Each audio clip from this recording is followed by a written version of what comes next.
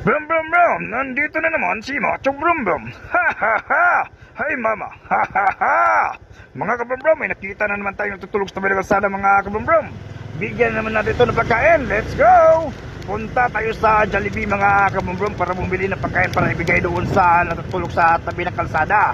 Katulong na naman tayo ngayong gabi mga kabrum brum doon sa natutulog sa tabi ng kalsada. Kabigay na naman tayo ng pagkain at saka pera mga kabrum. At least man lang sa ganitong paraan nakatulong tayo sa kanya.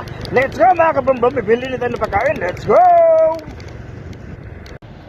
Dito na tayo sa may Jollibee mga kabrum-brum. Bibili na tayo ng pagkain para ibigay doon sa natutulog sa tabi ng kalsada. Let's go mga kabrum-brum, pasok na tayo, let's go.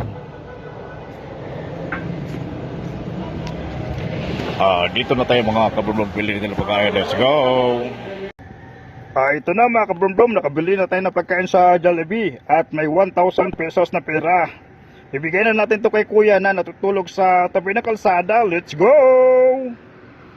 Let's go mga kabrum-brum, yatin na natin itong pagkain doon sa natutulog sa tabi ng kalsada. Katulong na naman tayo ngayong gabi mga kabrum-brum doon sa natutulog sa tabi ng kalsada. Kabigay na naman tayo ng pagkain at saka pera mga kabrum-brum.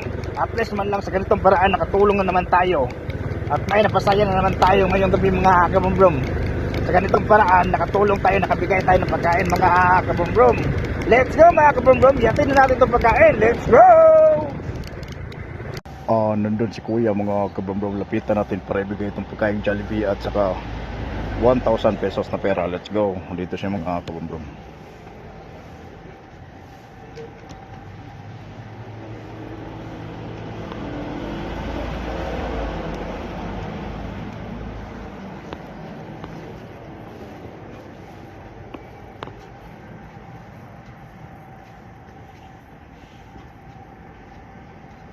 Let's go mga kabrum-brum, nabigay natin pagkain kay kuya, let's go.